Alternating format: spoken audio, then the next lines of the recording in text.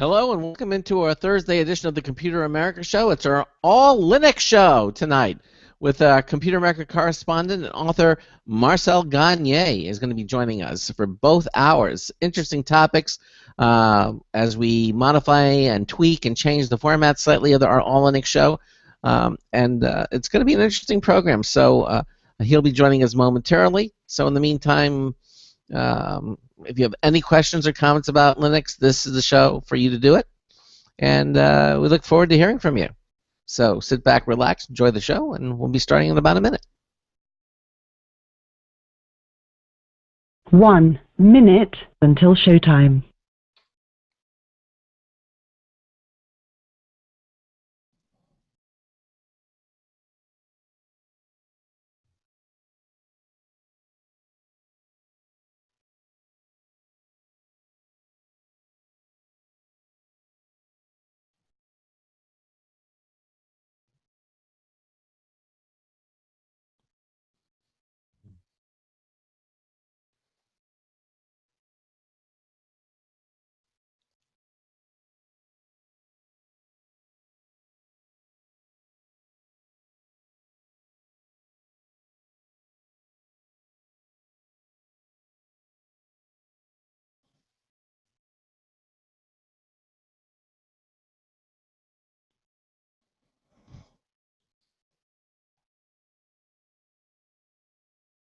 Your show will go live in 5 seconds. 4, 3, 2, 1.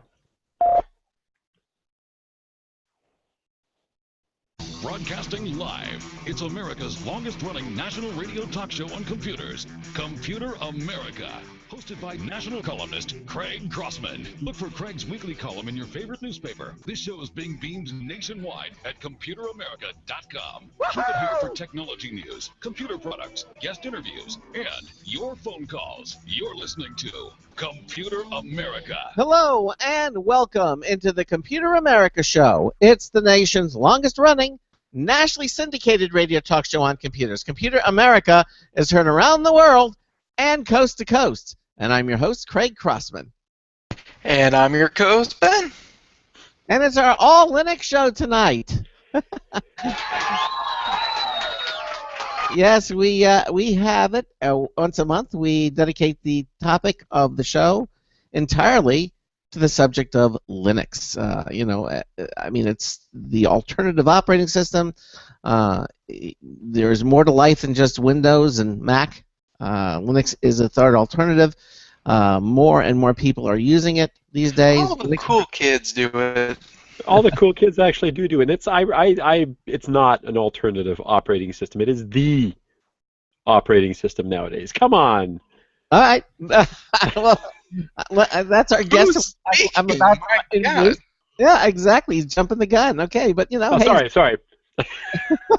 I just took offense to that. Okay. All right, there you go. You're entitled. As I said, it's all about Linux tonight. And if you have any comments or questions about anything we're talking about, you have a Linux question, please call us at 347-884-8881. That's 347-884-8881. That'll get you on and get you through. Email is live, L-I-V-E, at computeramerica.com. You can also join us in our live interactive chat room. The way that works is you go to our homepage at computeramerica.com, click on the button there that's like on the right third of the home screen. You'll see it says chat live video, and you'll see our the form that takes you right into the chat room. Just put in a username. That's the name you'll be known by when you go in there. Click the connect button, and your browser will move you right into the Computer America chat room. We also have some clients that will format the chat room in a more pleasingly visual manner, but it's totally up to you. You don't have to use this if you don't want. And also sharing that same page is our live Computer America video streaming page. That's right. Not only can you listen to the Computer America talk show, you can also watch us now. You can see us as well. And the video will start up automatically when we're live and on the air. You don't have to do anything, and it just starts up, and there you go. So that's basically how you communicate with us, how you interact with us, all the different things that you can do. And again, any questions about Linux tonight, just call us 347-884-8881. 8881. And so let me introduce our guest now, Marcel Gagné. Yes. Yes, sorry, I jumped the gun. I apologize. Well, hello there. Good evening. How the heck are you? Well, let me do my introduction to you. Sorry. I've done it again. I'll just shut up now. Marcel Gagné is the author of several books, including Moving to Linux, Kiss the Blue Screen, Death of Goodbye. Now in its second edition, other books he's written include Moving to Ubuntu Linux, and his newest title is Moving to Free Software. He was also a Linux Journal monthly columnist. His column was titled Cooking with Linux.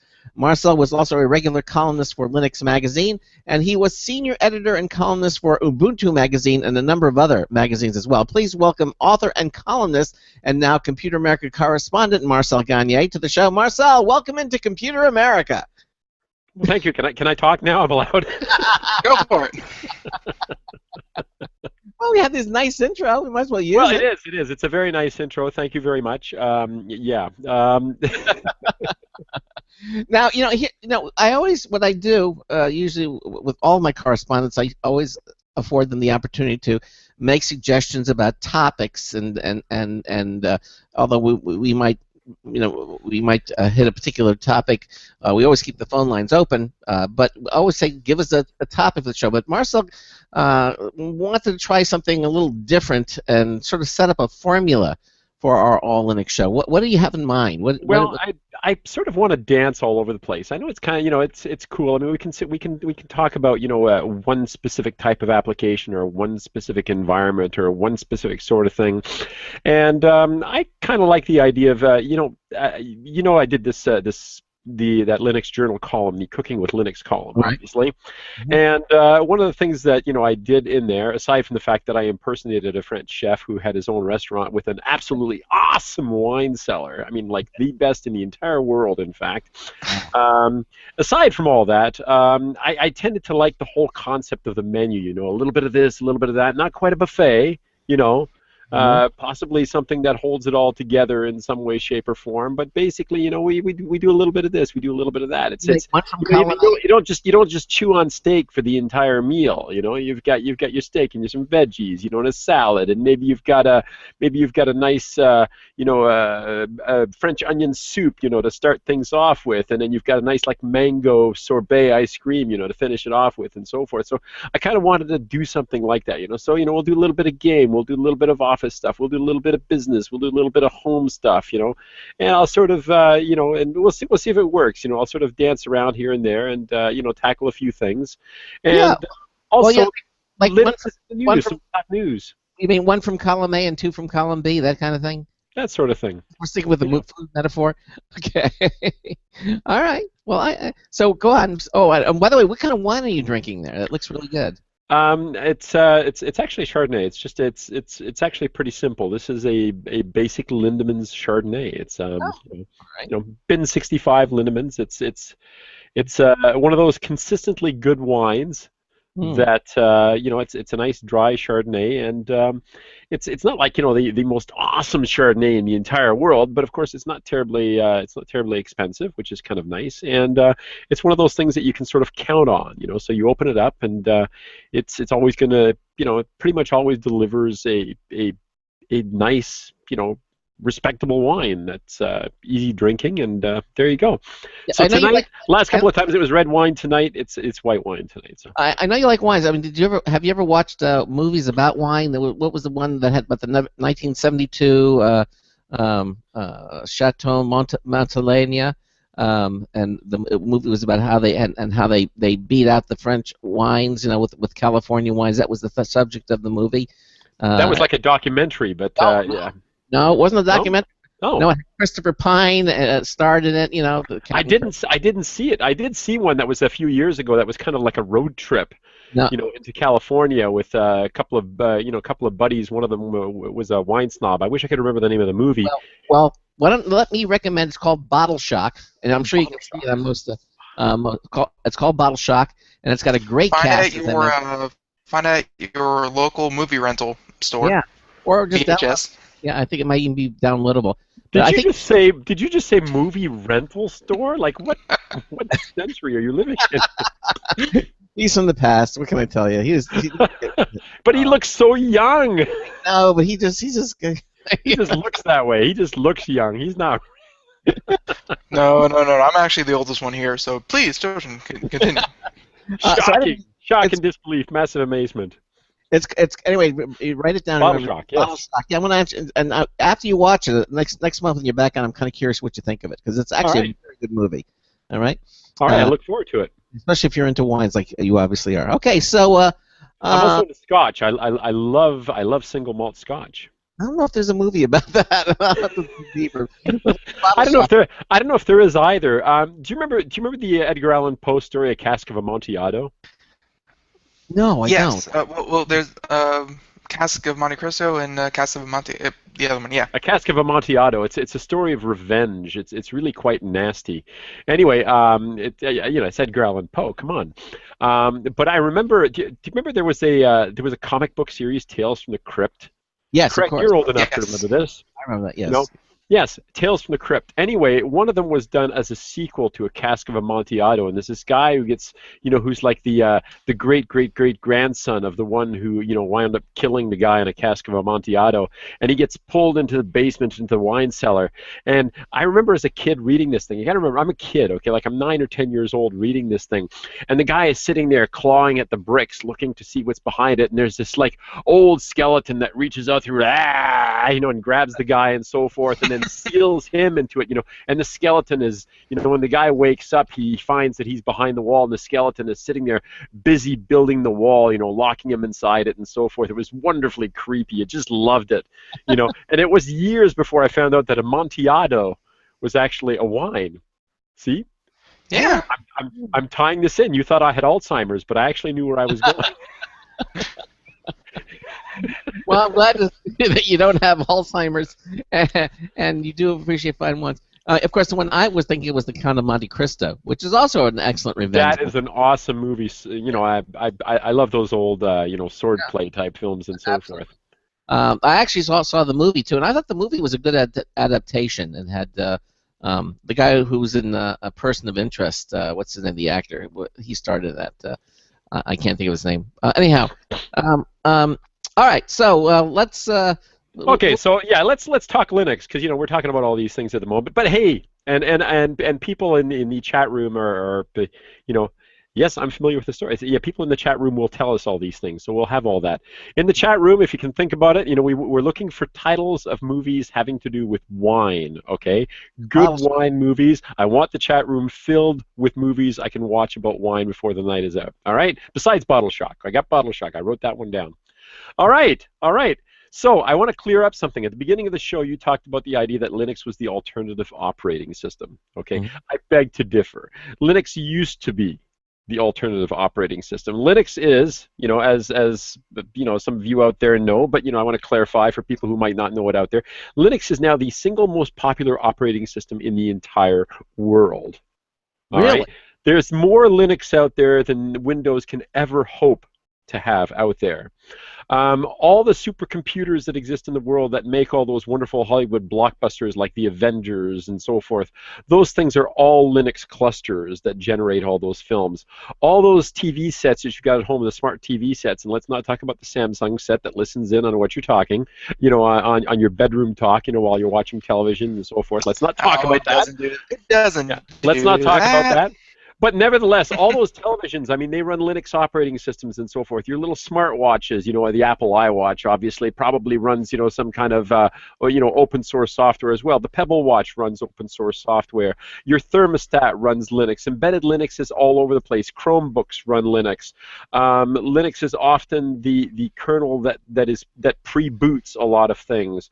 Linux is what runs basically the internet. All the mail servers, the DNS servers, all these massive database servers out there all run Linux. Google runs Linux. Amazon runs Linux. The U.S. Postal Service runs Linux. Linux is absolutely every freaking where. Android is Linux.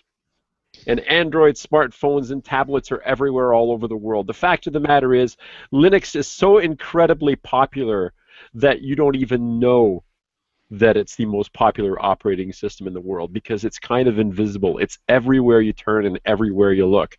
Linux is everywhere, baby. I just want to clarify that. It is not the alternative operating system, perhaps on a desktop, all right? Well, But, because Oh, Craig just doesn't want to admit that the one he's using, Mac, is actually the alternative one. well, that's true. I agree with that. I mean, well, OS 10 is based on Unix, right? It is. You're right. It actually, well, actually, it's based on a lot of open source stuff. BSD is kind of at the core, but there's a lot of stuff in the Mac OS stuff that's actually based on a lot of free and open source software projects. Like, for instance, the Safari browser is based on WebKit. WebKit was a project, was part of a project of KDE, which is a desktop environment under Linux. And actually, that's one of those things that when we talk desktops, one of the things that is kind of a little bit confusing is Macs sort of look like Macs, right? Windows look like Windows PCs, or at least they used to until Windows 8 came out. And then and then all of a sudden you had a lot of people going, "Whoa, what the heck is that?" It isn't even as cool as my tablet. It's like these big, chunky, blocky things. Although I understand that they're going to fix all that in, what is it, Windows 9 or Windows 10? 10. Yeah, Windows 10. Windows 10. They're going back to the future. They're going back to what Windows used to look like. But in the Linux world, there are a lot of different desktop environments. So you get this feeling like there isn't a huge amount of penetration. There isn't a lot of stuff happening out there, and part of it has to do with the fact that Linux can be repackaged 1,000 different ways, 100,000 different ways. So much so that you don't even know that you're running Linux half the time, which is why I make the point with Android.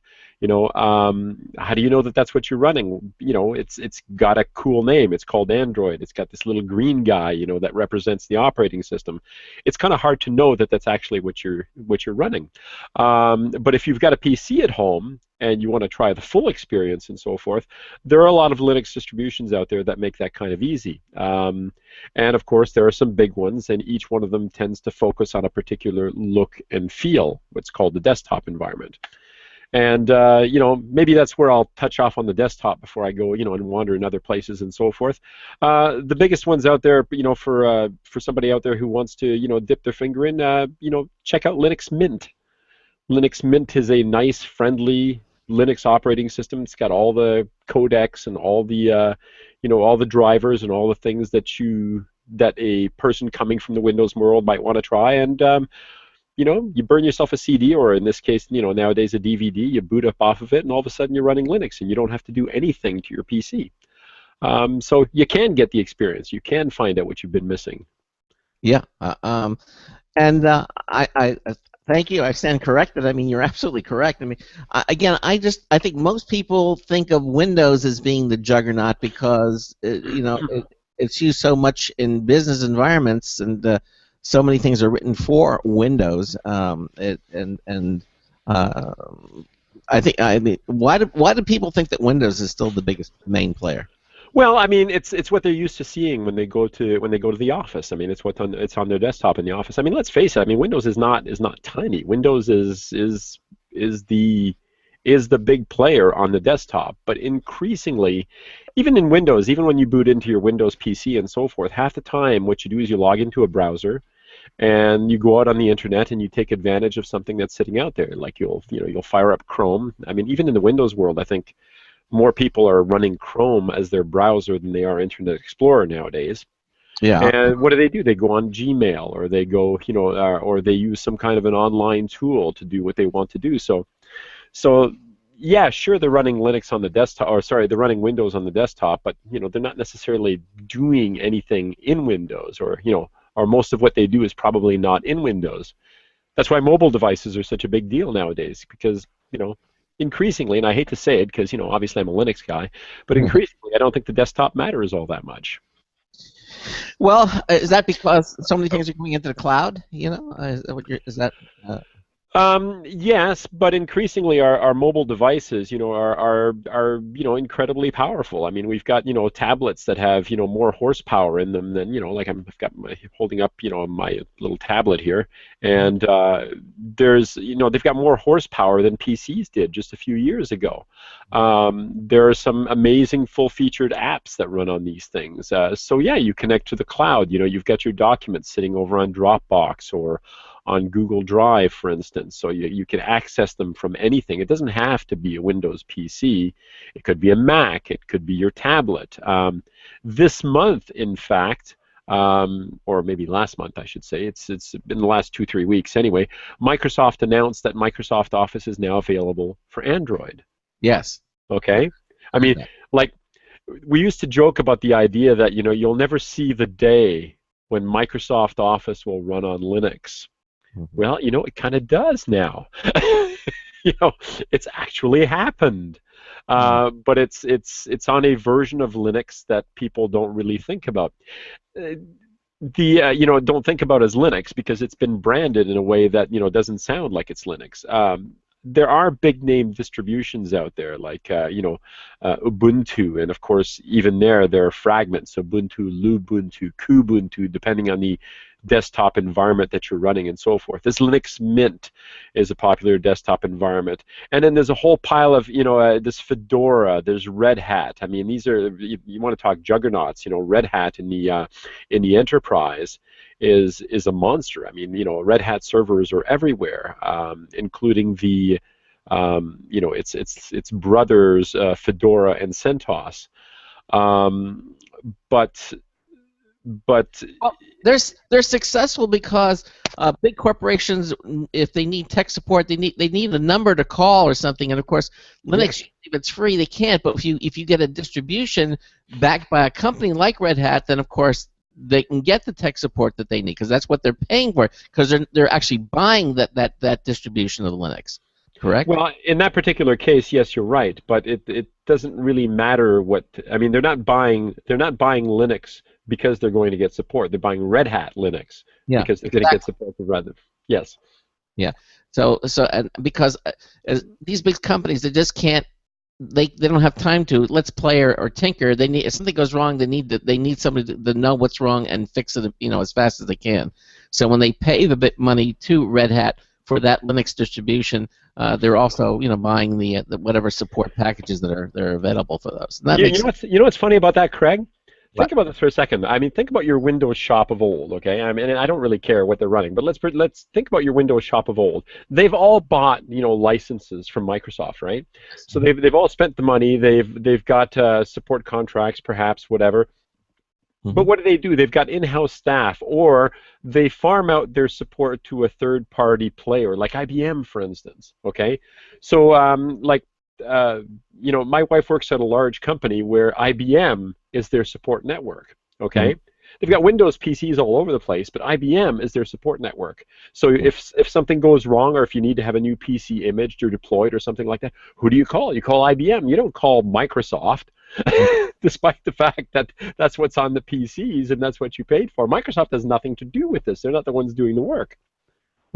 Okay. So that can apply, frankly, I think, to almost anything. Now, the CEOs in the boardroom and so forth, and the people paying the bucks, to keep the business going, like to think that there's a big company standing behind them that will take care of them and do this and do that and so forth. But and I'm not saying they won't, okay, because they will provide patches and they will provide updates and so forth. But the fact of the matter is, you don't actually call them on the phone for support. When was the last time you or anybody that you know of called Microsoft for support? Yeah, well. Really? Last time I did, some Indians picked up, so I thought I had the wrong number. Yeah. It's a global phenomenon, my friend. It doesn't matter. The fact is, I mean, most times you don't call the company that you bought the stuff from. What you do is you call your buddy who knows how to use whatever it is you're working with. Yeah, but if you're an individual like that, but if you're a big company or yeah, but if you're a big company, you're not gonna wait to be in the queue for some other company. You're gonna hire your own support organization, and like I said, whether it's IBM or whether it's I mean, there are tons of other ones. I'm picking on IBM because I know that one well, but you'll have a support organization that will take care of that for you. The contract and who you bought it from in the first place really doesn't matter a whole heck of a lot. Okay, all right. It's what you settled on. It's what you decided you were going to deploy, and that's what you work with. So then I guess I ask the question again: why is Windows still perceived by the average person? If you say, well, it is to be the main income I system. mean, kind of money-wise, how is Linux doing? Because Linux, or at least for the consumer end, it's very much either you could pay maybe whatever the distribution is asking for, you can charge whatever you want, but most of them are generally free because that's just a great thing about Linux. Linux prides itself on how affordable it is. How is yeah, Microsoft is making oodles of money. How's the money difference with any one of these Linux companies? Okay, go back a few years ago. I'm gonna pick on IBM again. It's pick on IBM night. No, a few years ago, IBM sold, and I remember this because I worked in a company that sold IBM mainframe boxes on Hmm. which ran, their operating system ran AIX. I remember I supported AIX boxes, IBM boxes, and it cost a humongous amount of money. We're talking hundreds of thousands, millions of dollars for some of these boxes. And then the price started coming down steadily and steadily and steadily, and slowly but surely we started migrating to boxes that were more powerful than the things that cost millions of dollars initially. But all of a sudden we're running, something like a Linux operating system and so forth on it. So all of a sudden IBM is no longer selling these massive boxes. They're no longer selling operating systems that cost hundreds of thousands of dollars. So I asked, let me turn the question around for you. How is IBM making money if they're no longer selling all these big boxes and no longer selling hundreds of thousands of dollars worth of operating system per customer? How can they possibly make money? Their support. Yes. They have a huge support organization. People are being paid to do the work. People are being paid for the expertise. People are being paid for being able to deploy something. One of the things I wanted to talk about tonight, I wanted to focus on some consumer-based software. I wanted to talk Sure. about some industry software. So let's talk about some industry software. Let's just jump straight to business since we seem to be on a business roll at the moment. And before I do that, I must have a sip of my wine because my throat is dry. I have Uh, some wine. well, yeah, wine sipping, perfect.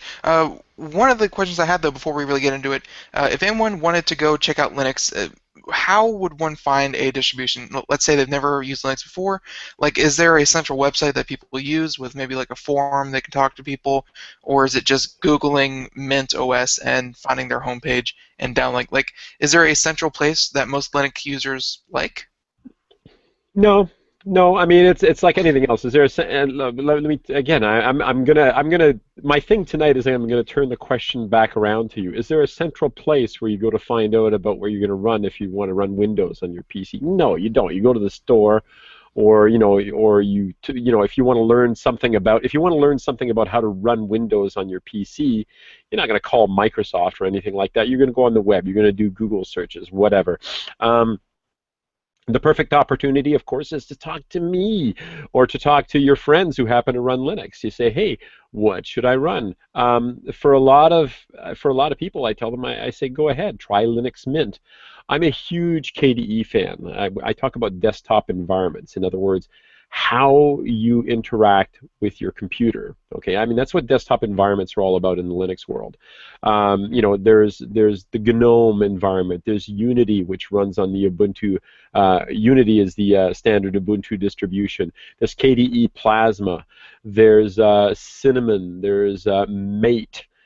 Which is the standard desktop environment for Linux Mint, which I mentioned a moment ago.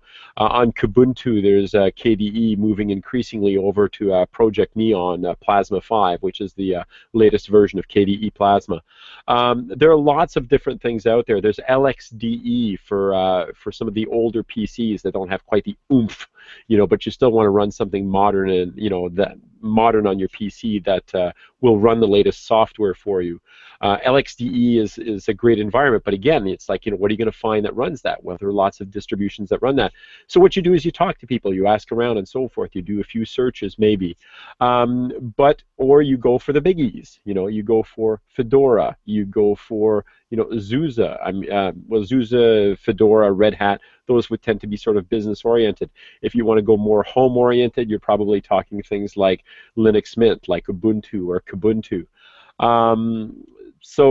And chances are somebody who has played with one of these distributions or who uses one of those distributions, and and just go with that. Honestly, I mean, go with Ubuntu, go with Linux Mint. Pick one of those two. Start there.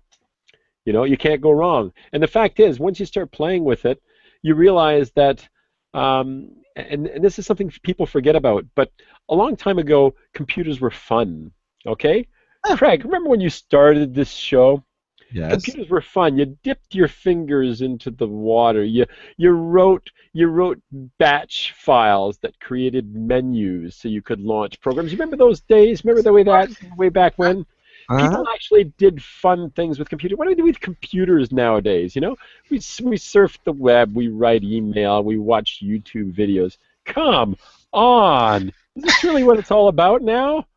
Yeah. No, I don't if know. You actually want to, those videos. I submit to you, my friends, Romans, countrymen, everybody who's within hearing range here, I submit to you that if you want to go back to having fun with your computer, to actually learn something, to actually become one with the technology, you don't run Windows. You certainly don't run Mac. You run Linux, baby. I mean, that's where the fun is. That's where the learning is. That's where the opportunities for really getting into what your computer can do and what you can do with your computer still exist. They certainly don't exist in the Windows and Mac world. Come on. So, yeah. Well, want to have fun? Run Linux. There you go, Ben. Did I answer your question, Ben? Yeah, I Not think the least. okay, we're at the bottom of the hour. We're going to take a quick break. You're listening to the Computer America Show on the Blog Talk Radio Network, on the IRN Radio Network, and the Boost Radio Network. Marcel Gagné is here with us for both hours. He's our Linux correspondent, where the topic is Linux, of course. We'll continue on with that. We'll be right back. Stay with us. Hey everyone, have you heard about the No hair removal device that's sweeping the globe? If you want to go weeks without shaving and get smooth, professional quality results, here's our favorite host, Cheryl, for No hair removal. Thanks. Hey gals, I love talking about my No. It's this cute little hair removal system that you can take with you and use almost anywhere at home or on the road. No more expensive in-office treatments, painful waxing, and no more wasting your valuable time. Got unwanted facial hair? No has patented thermocon technology that works on all hair and skin colors, so it's perfect for using on all body parts. And now you can take advantage of this incredible risk-free trial. Get the No, the facial kit, a travel case, and a $100 discount shopping card, and you don't risk a penny to try it. Try the incredible No hair completely risk-free. Call 1-800-953-5415. That's 800-953-5415. 800-953-5415. Hi, this is Craig Crossman, host of the Computer America Show. You have important meetings to schedule. Your company's getting ready for its IPO, and you're in charge of the PTA fundraiser this month. So how do you coordinate everyone to be available at the same time? Are you still using emails, phone calls, even text messages to schedule meetings with a group of people? How's that working out for you? Not so great, huh? It's a fact that every day, millions of people suffer from scheduling headaches. Well, with Doodle, scheduling meetings with a group of people is quick and easy. With Doodle, you can easily propose available times to each member. Each one checks off the times that they're available, and then you simply pick the time that works best for the group, all in an easy-to-read display that integrates with your existing calendar. Nothing could be more simple. Give Doodle a try for free, and like millions of Doodle users, you'll truly see how easy it is to find the perfect date and time for all your meetings. That's www.doodle.com.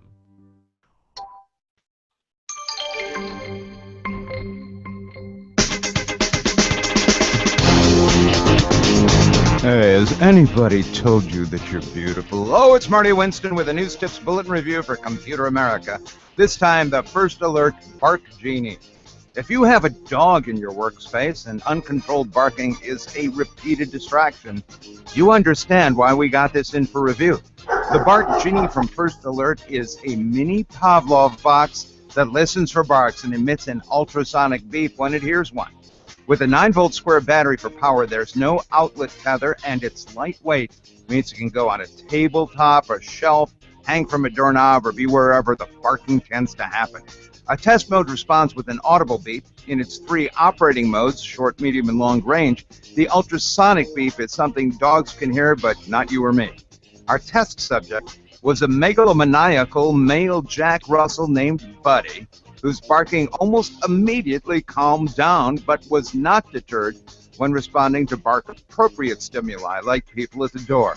Bottom line, the first alert Bark Genie could be worth a try if excess barking has been dogging your days. This is Marty Winston with the News Tips Bulletin Review for Computer America.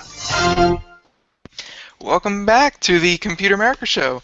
We have Marcel Gagné here. It's our all Linux show tonight, and we were about to get into Linux in the workplace, Linux in business, when we kind of went on a tangent talking about how to find new distributions of Linux, especially if you've never used one. I guess Marcel's advice was to find someone who uses it themselves, and heck, if you don't know anyone that uses it, start with the basics, Ubuntu and Mint, and work your way out from there. So, good advice there. So, yeah, what were you going to say, Marcel, about the Linux and the corporate place? What was I going to say? No, I was just going to say that in the corporate space, what people are going to want to try in the corporate space is tends to be very different than what people are going to run at home, because obviously they have different needs, and of course then we get into this thing that you brought up earlier, or Craig brought up earlier, which is, what am I going to get for support? Well, obviously support organizations aren't going to say, oh, support whatever the heck it is you decide you want to do, a few here, a few there. I've already read that the whole, bringing your own device thing is turning into a disaster, because, of course, supporting multiple devices in the workplace is a lot more difficult than anybody originally thought. Bring your own device is not as cool an idea as it sounded, as it turns out. But yes, let's just say that for home, for the people who want to try it tonight, this is your lesson for home, okay? Just go to ubuntu.com or kubuntu.com, or if you've got an old PC, Lubuntu, L-U-B-U-N-T-U. You'll find all that stuff off the main Ubuntu page anyway. Download that, burn yourself a DVD. That's what you're going to run for tonight. And like I said, you'll have fun. You'll have fun.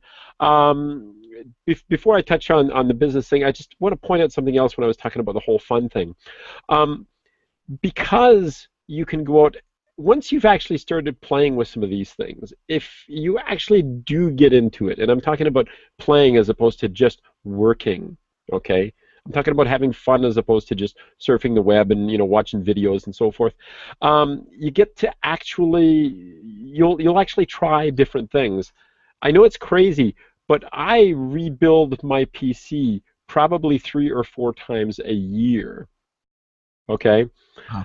I have, it sounds like a terrible thing to do. It's like, how can you possibly work on your computer? The one that I'm running on right now, that I'm talking to you on. What's that? Sorry to interrupt, but like, you rebuild your computer, like you buy new parts for it, you just take it apart and you do like that. No, I reinstall it. Let me rephrase that. I reinstall it. Do you like hang upside down inside your closet with like a blindfold and like you're putting it together like behind your back? Yes, in ninja style. I make sure I have a Snickers bar beforehand. Yeah. Go look it up. Snickers, Ninja, Mr. Bean, okay? YouTube it. You'll thank me later.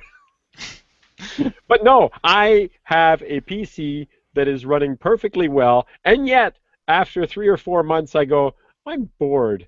I want to install something else. So I erase the version of Linux that's on it. I mean, most recently, at the moment, what the heck am I running on this one at the moment? Oh, I'm running the alpha release of Kubuntu. So I'm running the alpha 1504. At least I think it's still alpha at the moment. Before that, I was running Fedora. Before that, I was running OpenSUSE. Before that, I was running Mint. I go back and forth on distributions, trying different things, just for the pure fun of it. To get a feel for how things are being done these days. You may have checked out in the news recently, there was a story about a venerable old Linux distribution that just folded up, something called Crunchbang. Did you hear about that? No. Crunchbang actually had quite the following. It was a very, very resource friendly distribution with a slimmed down desktop in terms of distribution and so forth. It made its big splash when netbooks were still a thing. Remember netbooks? Sure. Yeah. Yep. Yeah. It made its splash at that point because it was like, I mean, these things were underpowered. Let's face it, they were underpowered notebooks. Somebody thought they were going to be the next big thing. You know, they made a splash for a while, and I don't think anybody still even uses a netbook, although I do have one upstairs. But a whole bunch of different distributions came out at that point that were sort of geared to that really lightweight sort of environment, and Crunchbang was one of them. But the problem with some of these smaller distributions is that they tend to be the work of one or two people. Okay, so while your friends may direct you to something like that, then you kind of want to hang on to that friend because you'll want somebody who, you know, is used to playing with that specifically before they move on to something else. Now, Okay, shall we go on to the business topic for the night? Okay, so that's my lesson: Kubuntu or Linux Mint or wait, Ubuntu. I have to make a comment. I mean, Oh, all right. it's so, because to me it's so foreign. I guess not. That's not the word that I'm looking for here. But basically, you know, the old saying, "If it ain't broke, don't fix it." You know, if everything is working fine and it's working well and it's doing what I want, why would I want to change it? You know, or mix it up? You know, and open up maybe a whole other can of worms. But for fun. I mean, you know, It's fun. My mother every once in a while, you know, and she'll be listening to this, you know, so she'll go, you know, you gave me it, you sold me out, you little bugger. Anyway, my mother every once in a while calls me up and she says something like, I can't connect to this site or something like, you know, whatever it is, I can't connect to this site, I'm having trouble doing this, whatever it happens to be. And I say, well, do this then, or try this then. And she says, I don't want to break anything.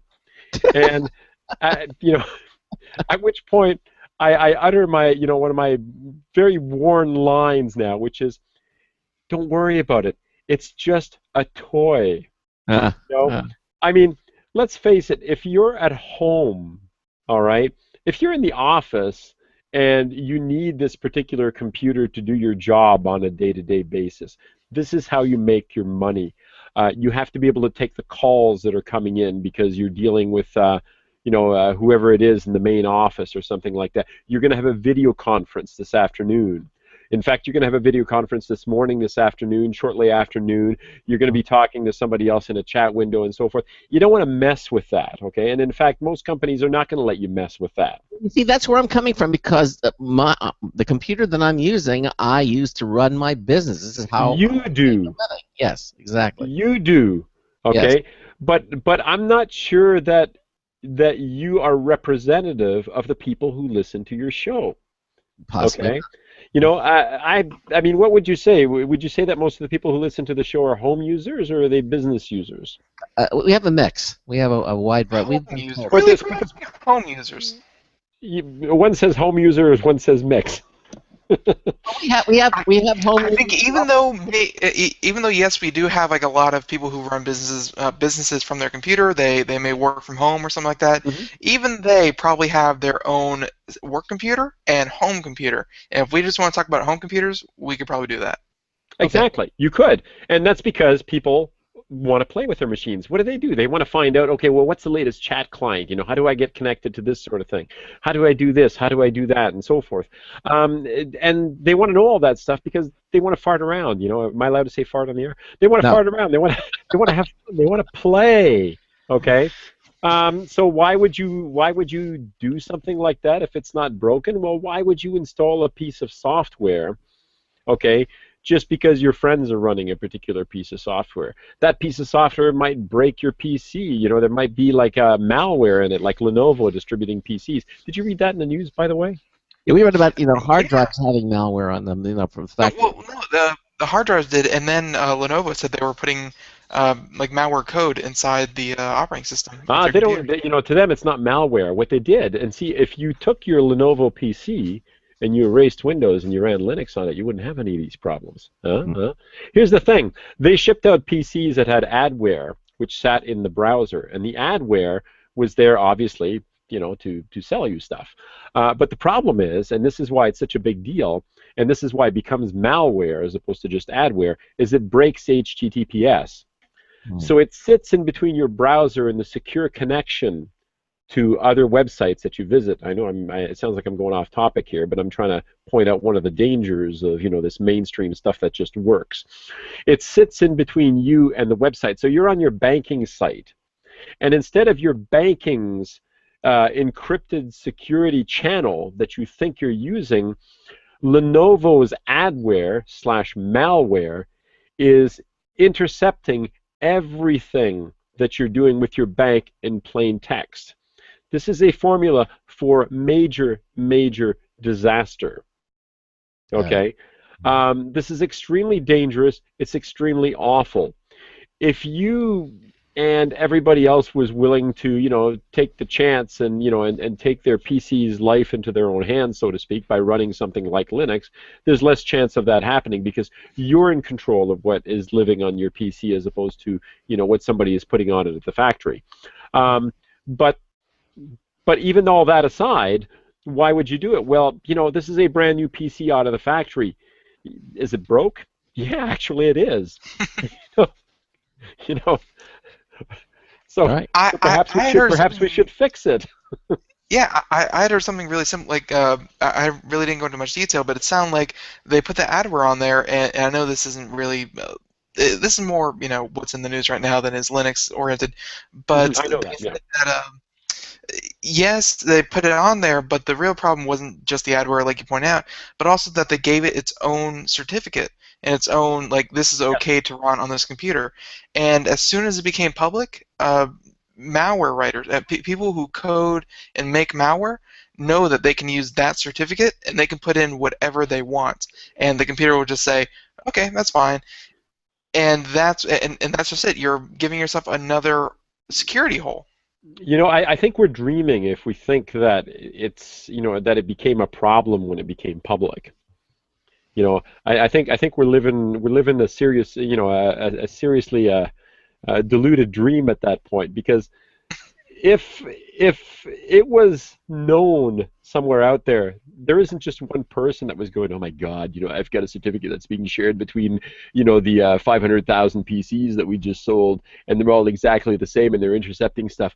I'm glad I'm the only one in the entire company and in the entire world that knows that this is the case. They're not the only ones.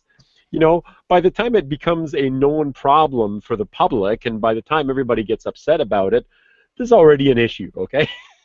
All right, fair enough. It's already a problem.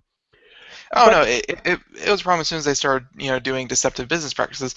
And I guess, more to your point, Linux, it's open source, so you can actually go through and look at the code, and if you're really concerned. Yeah, you probably wouldn't, but it's not a single vector at that point. It isn't practical for everybody. It isn't practical to insert a piece of adware or malware into every single countless variation of the operating system that might be out there. And Linux does tend to be, to this day, it is still more secure than anything else that's out there. I'm not saying there's never been a problem or that there won't be a problem. And remember, Linux isn't just one thing. When we talk about Linux and Linux distributions, we're talking about an operating system with all sorts of bits and pieces of different different software that's running on it. So it isn't just one thing. There are tons and tons of projects. There's the desktop environment, there's the email package, there's the browser. It's all free software of one form or another, but it's certainly not just Linux. Okay. Linux distribution is just this kind of package, that we know it as. Okay. Playing. Sorry, go ahead. Craig, you look like you're about to say something there. No. I said no. I hear what you're saying.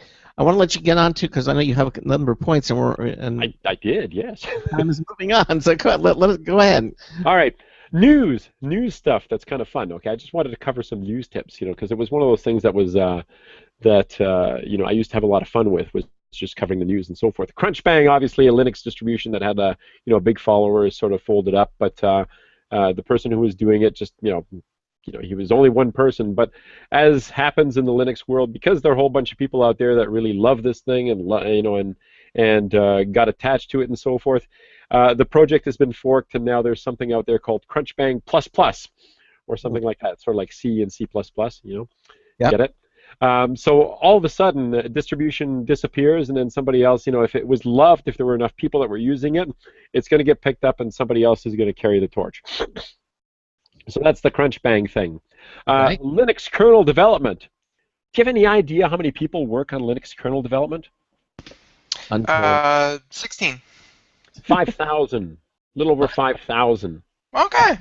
Of which, you know who the biggest contributor to the Linux kernel is? Linux kernel development? Linus Torvalds. Intel. Okay. Intel Corporation is the biggest contributor to the Linux kernel. What Linus has is he has veto power. He has the final say about what goes and doesn't go into the Linux kernel. But the biggest contributor is the Intel Corporation. Seriously. It's one of those things that you don't really think about, but it's actually true. Let me see. And this year, there was a huge number of people that jumped into Linux kernel development. In fact, we're talking about, I think it was something like, let me see, an additional 2,000 new developers started contributing to the Linux kernel in the last 15 months. 2,000 additional people. There are now like more than 5,000 people who contribute to the Linux kernel at the moment. So it's not just a project that one person is doing in their background. It's huge. It's monstrous.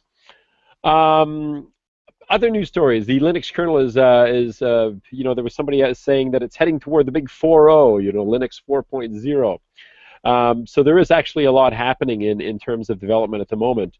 But let's move on to other cool stories that are happening. Raspberry Pi. When we talked about having fun and playing. Yes, they just have. You know what Raspberry Pi is? Have you had the Raspberry Pi guys on your show? And we actually the news story that they had this incredible amount that's the largest selling computer in the UK or something. They just had this breaking news. We did that story like a couple of nights ago, I believe. Yeah, like 2 nights ago or something. Mm-hmm. Are you asking something? Sorry. Yeah. No. No, we're saying that we've covered the Raspberry Pi. We've had many guests come on and say they've hooked up their pool pumps, they've hooked up their front doors using them. They're little tiny $25 computers that you can put essentially anything you want, and by anything, any small operating system, which usually tends to be a version of Linux. Yeah, pretty much. Yeah, that's pretty much what it is. So, but here's the thing, just to give you an idea of numbers, okay? It's since 2012, these little $35 computers, which are kind of they're the little things. I mean, they're kind of the size of a postcard. Sorry, not a postcard, a credit card. They're a little thicker than a credit card, obviously. They're about, half and 3/4 of an inch thick or something like that. Yeah. But in terms of the actual physical space, they're about the size of a credit card. They've got all the little ports and everything necessary to plug into it. $35. They've sold 5 million of these things. That's right. Since they started selling them in 2012. 5 million. Yeah, okay. That's the story. And these are people who are just playing. They've, as you say, they've hooked up their pool pumps. They've I don't know, they've set it up to run their Christmas tree lights. Whatever conceivable things, whatever things they can conceive of. But the fact is, you've got 5 million, conceivably 5 million people. I'm sure some people bought 2 or 3 or whatever. So let's say that there are 3 million people out there that have bought these little computers purely for the joy of hacking, of playing, of learning something about their computers. I think that's kind of the magic of these sorts of things. They said something about a Raspberry Pi 2 in the works coming out. There it is. Actually, they've let me see. The Pi 2 has already sold 500,000 units since launch. Mm-hmm. The Pi 2. The big thing about the Pi 2, apparently. Hey, and here's another thing too. There's actually I saw this. I don't have a link to it. I should try and look for it. But somebody has put together plans so you can 3D print a laptop case for your Raspberry Pi. Think about this for a second, okay? It's pretty neat. Somebody says, Marcel, your Canadian is showing. I'm not sure what that means. Jonathan, I need an explanation. What are you talking about? What are you talking about? Did I say something Canadian? I don't know. Did I say centimeters instead of inches or something? So continue. I didn't catch it either. 500,000 Raspberry Pi 2s.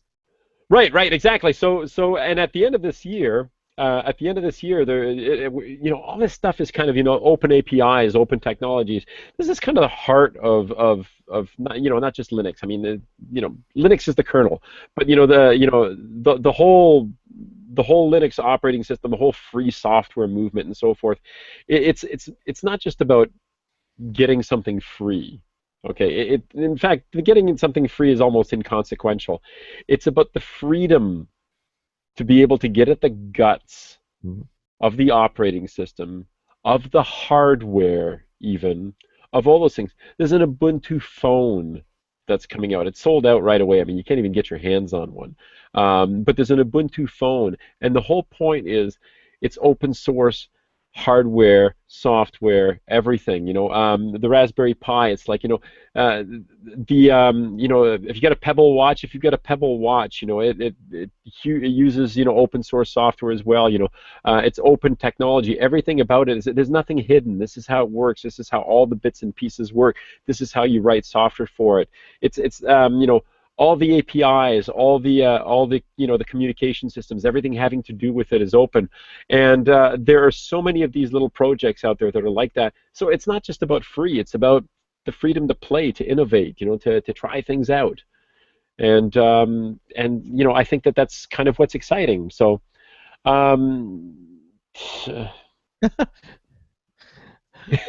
As I said, we did a story on a couple of nights ago about the fact that they just sold 500,000 Raspberry Pis to i2s. So but to kind of speak on the freedom of the thing, this is really getting at where technology is today. We've noticed at CES this year that everything had some kind of internet connectivity, be it some sort of just a network chip so that you can connect your toaster, your crock pot, your microwave, your television. Everything had some way to talk, to connect to the internet, and therefore you can, quote unquote, talk to it anywhere. And computers, they're so cheap nowadays, thanks to things like the Raspberry Pi and many other computers. They're so cheap that people are putting them in everywhere. They're putting them in their front doors. They're putting them in pool pumps. They're putting them everywhere. And it's really the first time that you can say, okay, what can I turn into a computer? And that's where Raspberry Pi filled the need. It's people love to tinker. And that's also, and at the same time, we're talking about the Internet of Things. That's everything. Being able to connect the Internet. And again, that's another one of those places where we get back to this whole, Linux is everywhere thing. The embedded code that runs all these things. There you go. Okay. I'm posting a link into the chat room at the moment. This is from a couple of days ago, and this is the huge importance of open. Vint Cerf was talking. There's an article. This is an article in the Guardian. It says Google boss warns forgotten century email photos, etc. Vint Cerf. It's funny. I don't think of Vint Cerf as a Google boss, but hey, what the heck? I'll go with it for the sake of this conversation. There are all these technologies which we had, all of them, these closed formats, everybody trying to, carve out their own little niche in terms of document formats, image formats, hardware formats for storing information and so forth. I mean, the cloud in some ways is brilliant in that respect, although there are some pitfalls there as well, which I won't jump into at the moment. But he's talking about the idea that we're facing what he called a forgotten generation, or even a forgotten century, because all these old computer files are becoming useless. The programs that read and wrote those files are no longer around or no longer available. The technology that the devices that would read those particular types of technology are no longer available. So we stand the chance, because somehow somebody thought that not open was a good idea. It was only a good idea for business. Okay, it wasn't a good idea for the world. Open is socially responsible. It's not just good, it's socially good. But we have all these things that will be lost forever now, because we don't have any way to read these things. We don't have any way to go back and pick up that particular disk and put it in a device so we can get the information out. But he says that ancient civilizations didn't suffer that problem because histories were written in cuneiform or baked on clay tablets. Basically, all you need your eyes to read them. That's it. But to study today's culture, future scholars would need faced with PDFs and Word documents and 100 other file types, let alone the formats on which they're stored on. I just got a picture of like an archaeologist picks up an object, swipes the dust off it with his hand, and goes, AOL 3.0. What does it mean? It's like a floppy disk. Exactly. Reminds me of a book I read in high school. What was it? It was the shopping list one. They build a whole culture, a whole religion around a shopping list. It's a classic. Somebody in the chat room, you know what I'm talking about. Type it in. What's that book called? But it's the same idea. It's like civilization has fallen. Hundreds of years have passed. They find a shopping list. What does it all mean? And they reinterpret it all to rebuild a civilization.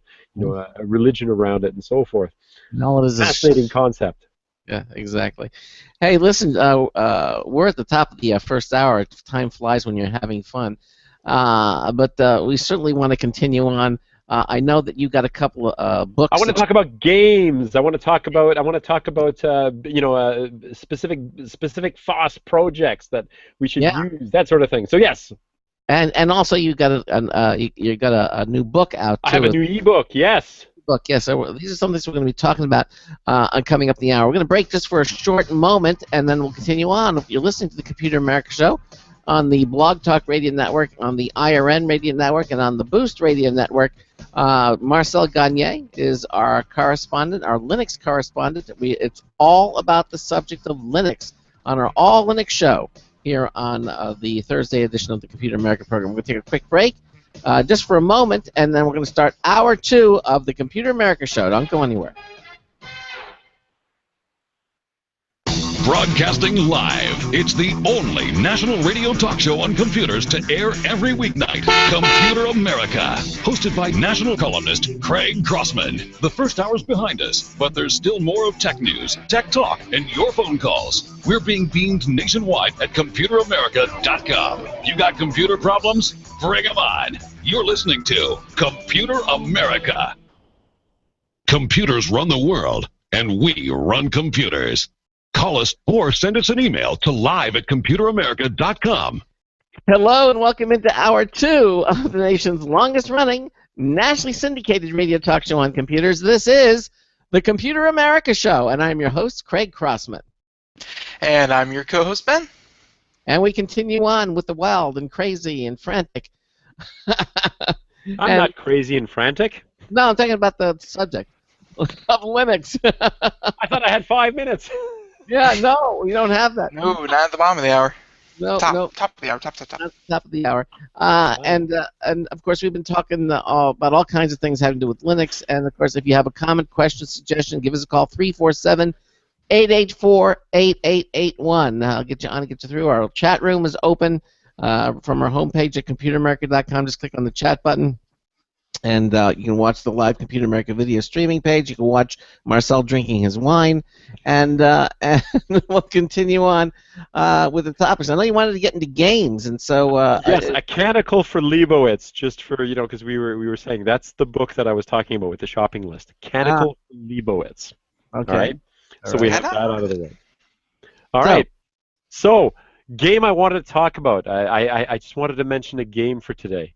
Actually, there's lots of cool games. The whole Steam Linux thing, is the gaming on Linux. But what I want to talk about is flight simulators. Okay. I don't know how many people out there are flyers or like flying games and so forth, but I love flying games, and there is actually a flight simulator for Linux. It's also available for Windows. I mean, you can download it for Windows as well. But it's an open source flight simulator called Flight Gear. All right. Okay. Flight Gear, which obviously I can't demonstrate one on the air here because it's kind of difficult to do that. I saw you holding a jet at the beginning of the show. It was flying. Was that one? No, That wasn't it. no. Let me see. What kind of a jet is this? Actually, I've forgotten. It's I don't remember Yeah. the model number here. Anyway, I digress. I digress. Flight Gear is available at flightgear.org. That's going to be that's going to be my big game of the night. I want to recommend that one to people that are running on the Linux operating system. You can. I believe you can download maps of pretty much the entire world. So you can download places to fly pretty much around the entire world. The source code, speaking of open, if you wanted to get totally nuts and get involved in that, is available from the site as well. This is a really, this is a superb flight simulator. The scenery is exceptional. The number of aircrafts in it are exceptional, and it's completely free. I remember years ago, before I started running Linux, I remember running the flight simulator program on Windows. This is like decades ago now, and so forth. And then I discovered this thing, and I've been following this thing for years and picking it up every once in a while and picking up the latest version. Like I said, it really is incredible, and they keep adding different aircrafts to it. They keep fine-tuning it. They keep making it more responsive. It is well worth your time if you're looking for something that is a great game to run in Linux, and it's very realistic as well. Taking off from airports, doing circuits, landing, flying a VOR track, toward another airport, and so forth. Just amazing. Just go there, get it, download it, try it out. Ben just sent me an image that it looks like a flight simulator. Which I've also linked in the chat room. On steroids. Look at that thing. It is incredible. It is mind-blowing how beautiful this particular package is. It's all sorts of aircraft, big commercial aircrafts, fighters. The latest release is a P-51D Mustang, if you want to fly something like that. Commercial aircraft. You want to see what it feels like to be in the cockpit of a jetliner. You can do that. They have these ship simulators, right? I never saw where you can. But it's like the captain of a ship, like a carrier or what is it, the commercial vessels. They're called ship simulators. They have there are all kinds of vehicle simulators that are out there. Oh, absolutely. Absolutely, but I have a thing for flight simulators. I have a pilot's license, the whole idea of being able to strap in. Now, what I'd like, if the people of Flight Gear are out there listening at this moment, I'd like you to expand your program so that it'll work in a VR headset. That's what I really want. I want to sit down and fly this thing in an honest to God VR system, but no, it's seriously that is my game of the month. That's the one that I recommend that people go check out. Absolutely beautiful. We're talking like everything, lakes, rivers, railroad tracks, everything, and the terrain data is available from every continent on the planet. You pick out, you can pick out obviously all of it, if you've got ridiculous amounts, or you just pick out the area around you and so forth, so you can fly in and around your town, or the airports in your neighborhood. It's amazing. Check it out. So that's my game of the month. Question. Yes. Does it come with any kind of combat? That's an interesting question, to which I don't have. I've never tried. I've never actually even thought of. I know that sounds insane, but I haven't done that. So I don't know. It does give you the option of flying fighter jets and the like. So I would assume, if it's a computer, they should be able to put a second one in there and you can shoot it down for fun. It sounds ridiculous, but people like that kind of thing. No, it's not at all ridiculous. I don't know. I don't think there is. I don't think there is. At least not in the default stuff. All right. There may be other stuff for it. but everything I've ever seen about it, everything I've ever done with it is it's a flight simulator. It's you're flying an aircraft. So I'm just doing a search here, and it looks like we've got additional products or plugins or something like that. There's something here called Bombable, which I have not tried or anything like that. Maybe you're just a peaceful kind of guy. You don't want to get into the fights. No, actually, that's not true. I mean, well, I am a peaceable kind of guy, but yeah, it says that Bombable is an add-on to flight gear that adds bombs, weapons, damage, fire, explosions to flight gear. So apparently, so you can use it in a multiplayer format and so forth. Flightgear.org/bombable. So it's an add-on. Yeah, the version that I've got. I mean, I've never seen the combat stuff in it. I've just used it as a flight simulator. So if you're flying over a mall or something, you want to bomb the mall. Exactly. Craig, you realize, of course, that you're going to have agents knocking on your door tomorrow morning. Yeah, I was just thinking, why do you have to jump to innocent bystanders? How about enemy combatant over there? Why mall? What do malls ever do? That's true. Hey, that's right. You can download the scenery for the Middle East and bomb that and do your part in a virtual way. I don't know. Why are you doing this to me? Okay.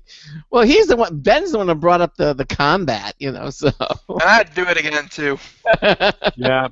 He'd have gotten away with it if it wasn't for us damn kids. Okay. Anyway, so that's my game.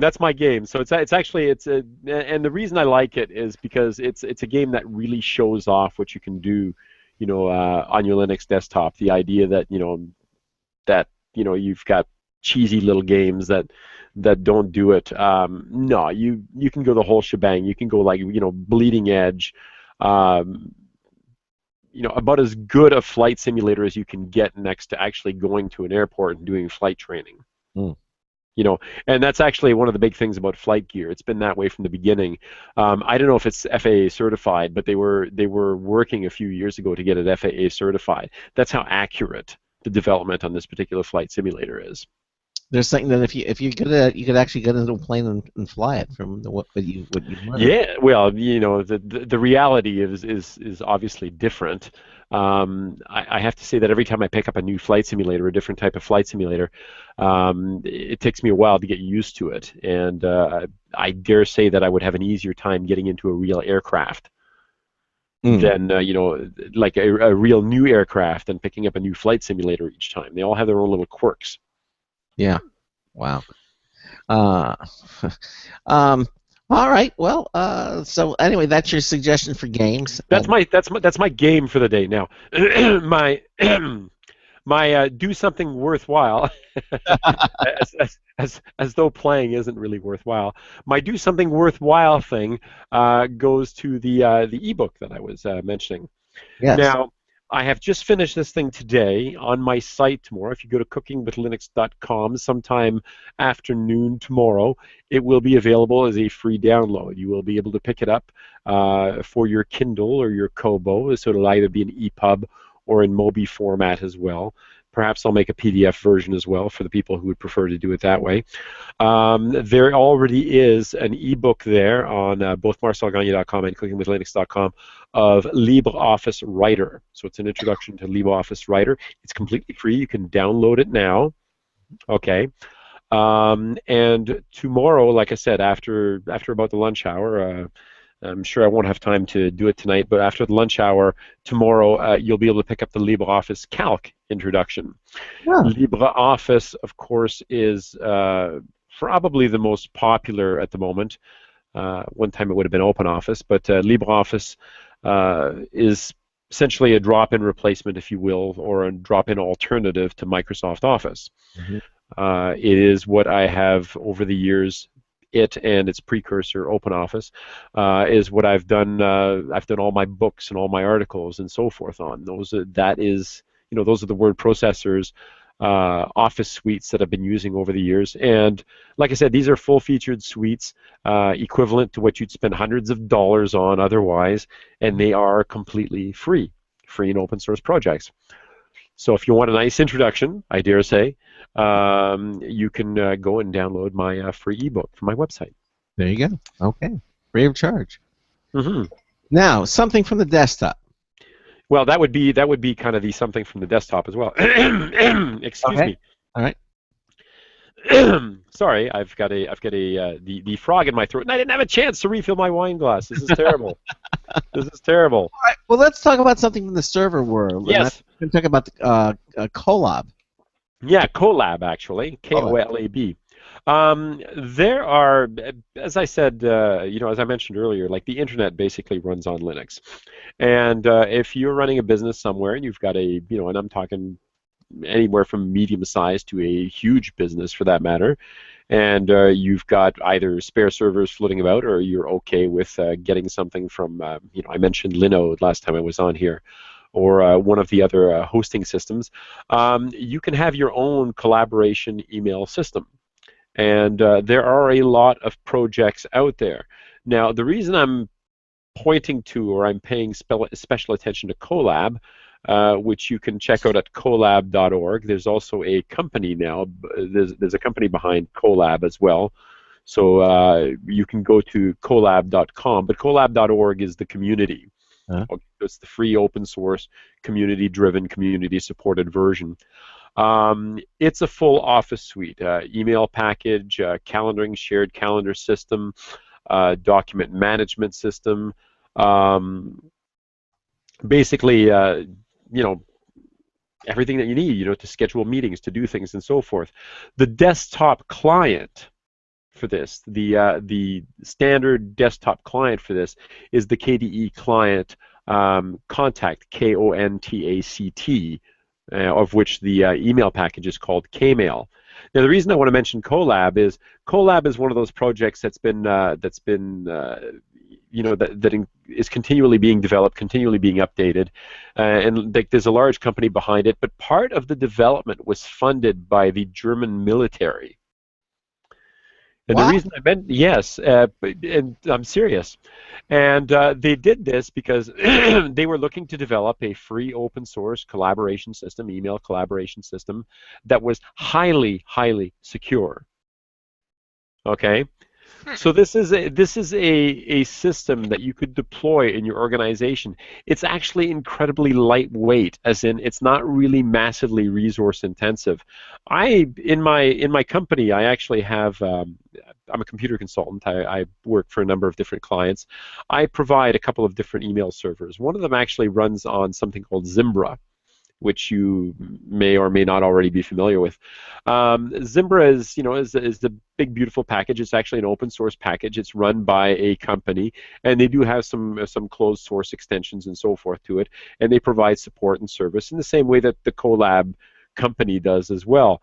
But the difference is that Zimbra is a big package that requires Java to run. Okay, and I know how you feel about Java, Craig. I hate Java. Sorry.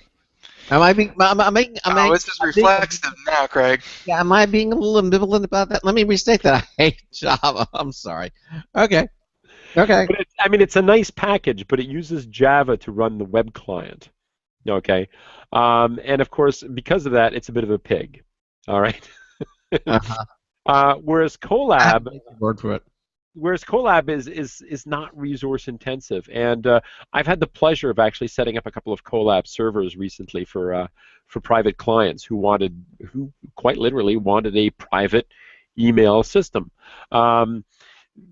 It shouldn't sound too crazy, but even if you have like a relatively small company, you've got 20, 25 employees, there's a lot to be said for running your own email server, because you're completely in control of the system. You don't have to worry about. Obviously you're going to have to do backups and you're going to have to take care of it. These are all things you have to do, but you're responsible for it. You don't have to worry about this thing disappearing or anything like that. And because it is a secure system and a low resource system, it's peppy, it's responsive, and there are lots of different clients that you can use to access it. The web client for it is Roundcube, which Colab supports with development as well.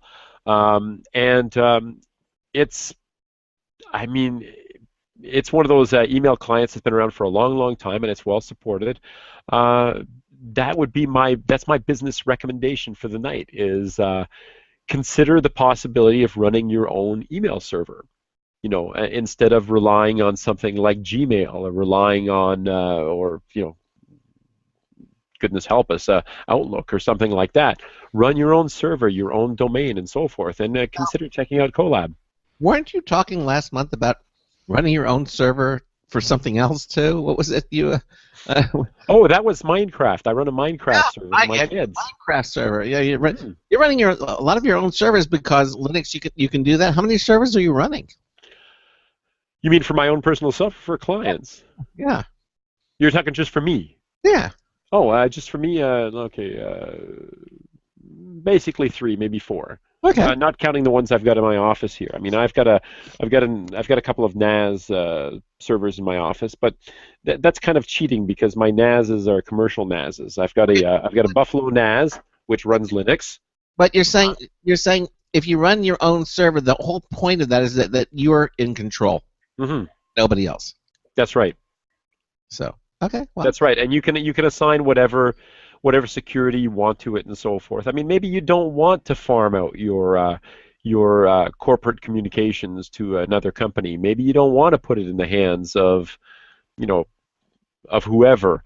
All the things that have been in the news in terms of the NAS knocking on people's doors and saying that they want access to particular servers, the email logs and so forth, and then being just turned over. I mean, you've read things like that. It's like, okay, well, we just turned the information over. They asked us, so we gave it to them and so forth. Well, maybe your company doesn't actually like that idea. Well, you can get around that. You can get around that by running your own email server. The ones that I've set up are set up on CentOS, which is the if you'll pardon the expression, the white box version of Red Hat Linux. Mm-hmm. It's developed at exactly the same way in time as Red Hat Linux, using the Red Hat Linux source code, just recompiled. Because obviously it's free software. But I run my Colab servers on that. I've got 2 of them running at the moment, and both of them are for clients who want their own private personal email systems. And it's amazing how far this system has come over the years and how nice it is. And Colab provides packages, so you don't have to compile them or anything. You just download and install the packages for your CentOS server and other servers as well. But like I said, I chose CentOS for that because of the support model is tied into Red Hat's. Beautiful. I mean, a great idea for a business that wants to be in control of their own corporate communications. Does it take much to set up a server? The first time it took me a little bit of work, but the latest versions of the packages that exist are actually a lot easier. You can set up a basic server. The site colab.org actually has pretty good documentation. I should almost write something myself, but has good documentation, and you can probably set something up, hour and a half tops. Obviously it'll take you more time after that to add your users and create accounts and so forth, because you're going to be dealing with people at that point. But to actually have a server that's set up and running, honestly, it wouldn't take a long time. If I go to Linode right now, I can spin up a Linux box in about 5 minutes flat. No, we say so. Basically, each server requires one computer, dedicated computer, to be the server. Yes. Okay. You Yes. can't have one computer acting as 2 servers or 3 servers. If you're going to run an email server, a collaborative email server like this for yourself and your company, you just run it for yourself. Okay. I mean, you could do a multi-domain setup. Multi-domain setups get quite a bit more complicated. Okay. But for a single domain, a single company that wants to run their own stuff, it's actually surprisingly easy. Okay. It does not take a long time. I'm not saying that I'm not saying that your kid brother who's never worked in computers in life is going to be able to do this, but your corporate IT guy is not going to have any trouble doing this at all. Okay. And it's great, and it has a great support organization. I know some of the people who are behind it. They're bright, dedicated people. It is my business project of the week or of the month, So set up your own email server.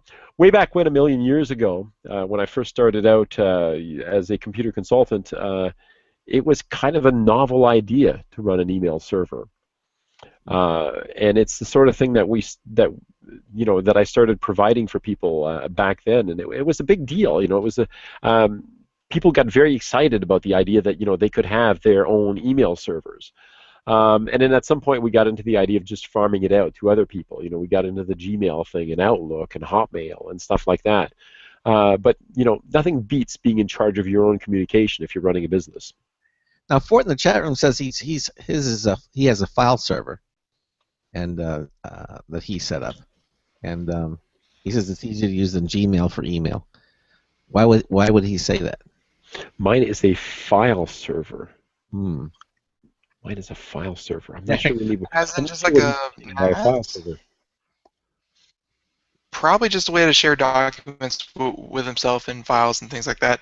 Where I know this is getting a little bit on the low tech side of things, but people will, I've seen it before, email themselves pictures, yes, other kinds of files that they want to share with them, themselves on different platforms. So like if you have one computer and you don't know how to send it to another, they'll email it to themselves and then they'll open it, on the proper thing. So probably if people were thinking about, sharing documents via email, a file server would also, accomplish the same feat. See this thing? You can see it just on the edge of the the edge of my chat thing there. You see this thing? Yep. This is a Western Digital My Cloud, and this is actually it's a 3 terabyte NAS, which is accessible over the internet. Speaking of home things that are running Linux, this thing actually runs Debian Linux. Okay, it's a commercial product. It runs Debian out of the box. You just literally, it's plug and play. You just plug a cable into it, into your home internet. Obviously, you can run it wireless as well and so forth. But there are clients that are available for your Android tablet. You can access it through a web browser and so forth, and you can set up shares. As somebody said, a file server and so forth. If what you're trying to do is exchange files and pictures and so forth, you can set up shares and tell your family about it, and your friends and so forth. So you can actually have this little file server running Debian Linux, and give whoever it is that you want access to it, and share files right out of your own home. So you don't have to have Google Drive. You don't have to have Dropbox or anything like that. You can be running your own server, and again, you're in control of your own information at that point. It's kind of cool. Yeah, he says he uses it as a glorified network attached drive and for doing backups. I use it for that as well. I use it for doing backups. I use it for being able to access my files remotely. I also use a lot of cloud services.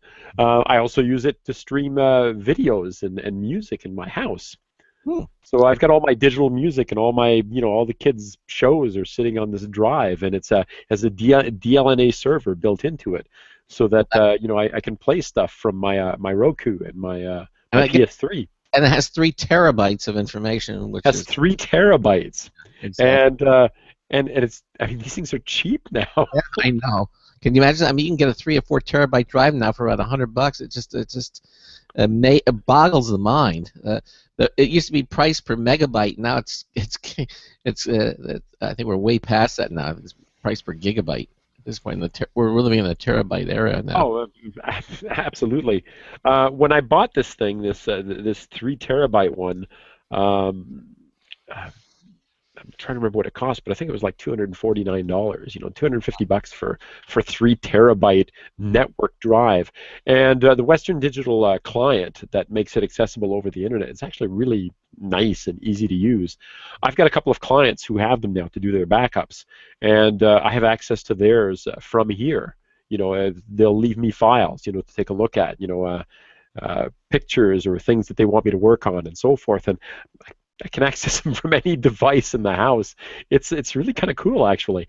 And you don't really think of it in these terms because it's a box that's designed for a specific purpose, right? Mm-hmm. But it is a Debian Linux box. You can actually connect to it using a secure shell client. You can open up a shell prompt.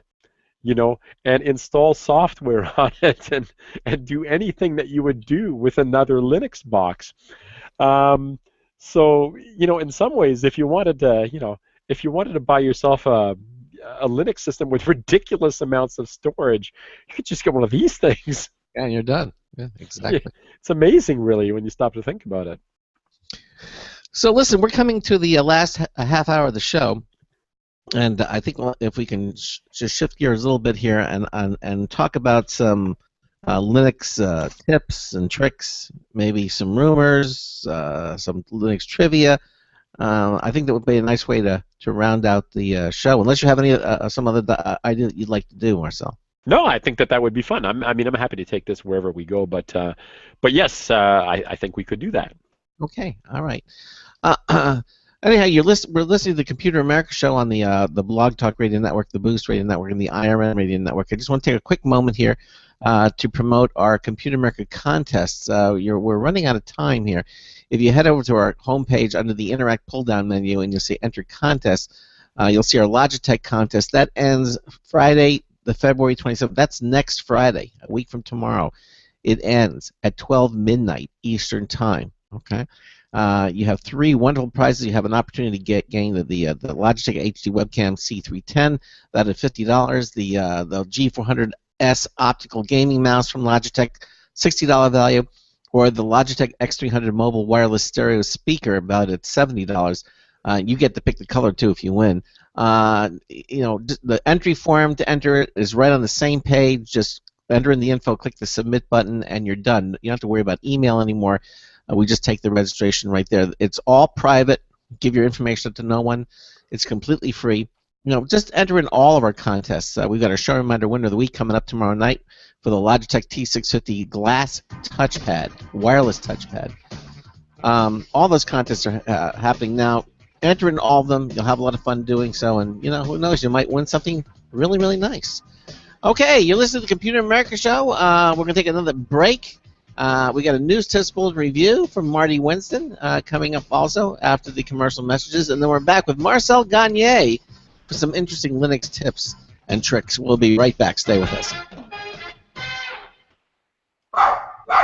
Looking for a best friend? Brother Wolf Animal Rescue has your best friend waiting just for you. Their mission is to protect and enhance the lives of companion animals and the people who love them. Their no-kill rescue shelter is open year-round, making it easy for people to adopt their best new friend. This year, Brother Wolf will find homes for over 2,400 orphan dogs, puppies, cats, and kittens. All have ended up as an orphan through no fault of their own. Brother Wolf has created a safe, nurturing environment where these special animals can heal emotionally and physically until they find a lifelong home. Their life-saving transport program brings dogs and puppies from overcrowded shelters in the south to rescues in the north where homes are easier to find. Brother Wolf Animal Rescue is a 501c3 organization. To learn more about their life-saving work and to make a donation, visit their website at www.bwar.org. That's www.bwar.org. Help to realize Brother Wolf's vision when no animal is euthanized for lack of a home. Who's a good boy?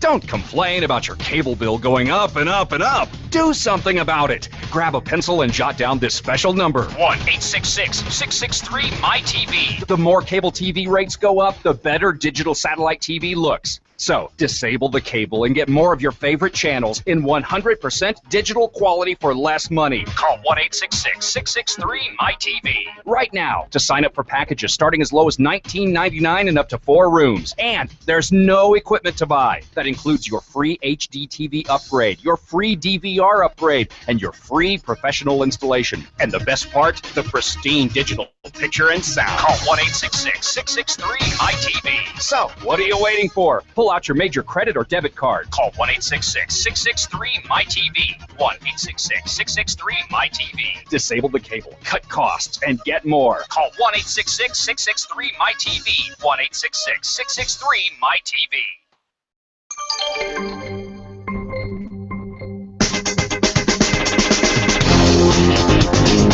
Oh, yeah, I'm here. This is Marty Winston with a News Tips Bulletin Review for Computer America. This time, the Cherry DW3000 wireless desktop.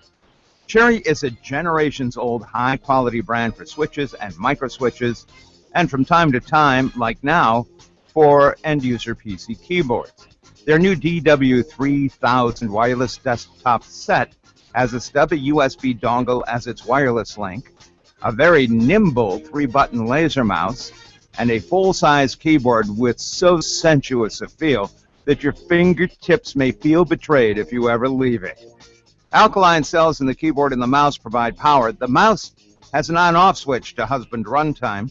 The keyboard has no such switch, which leads our inner engineer to believe that beneath the keycaps, discrete actual switches demand power from a spec underneath, we assume 3 milliamps, only as they're struck, rather than constantly scanning as in many other wireless keyboards. This is a luxury keyboard line, both in terms of pricing and in terms of performance and ride. Bottom line, the Cherry DW3000 wireless desktop keyboard, switch, and dongle combo will make your fingers strut. This is Marty Winston with a News Tips Bulletin Review for Computer America. Welcome back to the Computer America Show. It's 33 minutes past the hour. Marcel Gagné is here to close out the hour and the show with us. And since it's our all Linux night, we've been here, there, over yonder, and now it's we're kind of winding down, and trivia, tips, tricks, rumors, and hints about using Linux and all that kind of thing, bar another form of conversation. And yeah, so. I don't know where we would start with this, but before you actually get into the actual tips, tricks, and all that kind of thing, since this is like the first true Linux show we've had here, with you, Marcel, I was kind of wondering, where would someone who's interested in getting to know Linux, where would they go if they wanted to kind of socialize with other Linux people? Is it Facebook? Is it some website? Is it here at Computer America? I mean, where would you recommend that people who like Linux and like talking about Linux go to socialize? You're making the assumption that Linux people are social. Well, I've never seen one at the bar, I'll admit, but I assume they talk. Okay. They sort of talk. No, they do. We're just like normal people, Whatever normal people might be like, I have no idea. Your favorite social network, whatever that might happen to be, is going to have special interest groups, that talk about these sorts of things. There are Linux groups on LinkedIn if you're, more business oriented. There are Linux communities of various flavors on Google Plus, if you happen to be on Google Plus. And of course, we know that everyone who's listening is on Google Plus because, of course, we're on Google Hangouts tonight, right? Yes. Right, of course. Anyway, if you happen to be on Facebook, Facebook is going to have groups as well that are that are dedicated to or talk about Linux and open source. And there's probably somewhere in your community. Obviously, you're going to have to Google, look things around, and so forth. There are going to be groups that meet on a regular basis.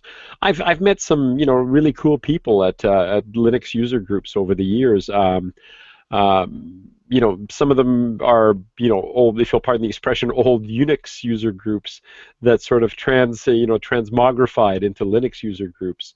They're still out there. I mean, there are groups like that in your community. Obviously, you're going to have to do a little bit of searching, but they certainly do exist. And if you just want to go the social network route, they're definitely out there. I mean, it's really not that hard to find if you spend a few minutes with your Google search engine. Yeah, although again, people have been calling the internet as the killer of user groups because basically you can socialize with people online, and you don't have to physically get up and drive. This is towards Ben's mantra of not ever having to leave the home again. So, you mean he never leaves the house? If I had my way, pizza would be delivered to my bathtub, and I would just relax. I'm sure that you can do that. I don't have that much money. But yeah, so I mean, you're going to have to go if you want to physically go to some sort of social venue to talk about Linux with other people who have the same interest. That's probably going to be a little bit more difficult. I guess again, all depending where you're living too.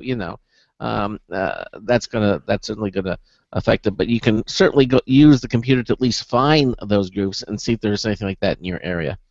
Well, I didn't mean like physical groups, because let's face it, the internet, that you connect to so many more people with so much better information. That's how you do it. I didn't mean finding like, hey, we have a Linux kite club and we're looking for more people down at the park. Not really what I'm talking about. Just people who know what they're talking about and enjoy the subject of Linux. Well, you know that way back when. I mean, some of the original Unix user groups were actually model railroad clubs. No, I didn't know that. Yeah, go check out your history. Model railroad clubs, Unix. Check it out. Okay. All right. No, I'm not kidding. Anyway, where do you think the term semaphore comes from? All right. Am I right or all right? I still don't even know what that means. It's a signal, dude. It's a signal. Ding, ding, ding, ding, ding, Flags. I got it. Okay. Yeah, exactly. Semaphore, signals, the lights, the blinking lights, they go on and off, Anyway, never mind. So, yeah, you're going to have to do a little bit of Googling, but of course, if you hang out on any kind of a social network whatsoever, you're going to be able to find stuff. If you're, yeah, the internet has sort of affected even things like, mailing lists. I have a Linux user group that runs through a mailing list, and most of what people do now is they just chat online. If they're looking for information, they'll jump on an IRC channel, ask a question, or they'll chat with people that they know inside inside their particular social network. Why? Because it's instantaneous. You don't actually have to meet. You are meeting. I mean, you are meeting. But it's immediate. It's like, I need to know this right this instant. I connect to somebody I know. I connect to the friend network that I've built over time. I ask my questions. I go on with my life. So, yeah. So Ben's right. It has affected things, but I think the jury is out on just how good or bad this actually is. Okay, tips and tricks, shall we? Tips and tricks. Okay. Exactly. First tip and trick, okay, is you ever use Flipboard? Are you familiar with Flipboard? Flipboard.com? No. Okay, I love Flipboard. I've gotten totally hooked on it. First of all, I'm a news junkie, all right, and I'm talking like everything. I mean, I scour, I devour information. I have no idea what the hell I'm going to do with it. But I've got a premium Pocket account, getpocket.com. I've got a premium Pocket account. I've got a premium Evernote account, just because I just need and want places to store all this information, all these things that I collect and come up with and so forth. So a while ago there, I came up with I started creating, I created multiple websites, each one dedicated to a particular thing. And one of the problems, I'm sure that is that it takes time and a lot of work to build a website and maintain it and keep it up to date and so forth. Damn, it's hard work. And of course, we live in an age where information is immediate and information is fast and so forth. The reason I mentioned Flipboard is kind of an online magazine that builds itself. Okay, or that you build depending on your categories and so forth. If you go to flipboard.com, I know you're going to go, what the hell does this have to do with Linux, dude? But I'll get there. If you go to flipboard.com, there's an app that you can download. I'm sure you can download it for Apple. I don't have one of those things, so I can't really speak for it. But you can download it for Android, or you can actually access it over the browser as well. And you'll notice, the people that are in the IRC channel, I have posted a link to a particular Flipboard magazine. So you can actually also create your own magazines, and the way that you create a magazine is as simple as you get an account, you decide what it is that you're interested in, and you create a magazine that you curate, and you curate by finding cool stories that you think other people will enjoy or not. I mean, who cares? Maybe you do it just for yourself. Some people create magazines strictly for themselves in the same way that I have a Pocket account. Do either of you guys have a Pocket account? No, I don't have a Pocket account. No. All right, getpocket.com. All right, go visit it, check it out. You'll thank me later. Do either of you have an Evernote account? Yes, I have. You have a premium account? No, I do not, because I don't use it. Oh, okay. I use it extensively. I use it as a way to keep and organize and maintain information and so forth. Yeah. It's brilliant. You can also use it to collaborate with other people and build collaborative lists. It's actually kind of cool. Yeah, it is very cool. I have it. I have the app on my iPhone.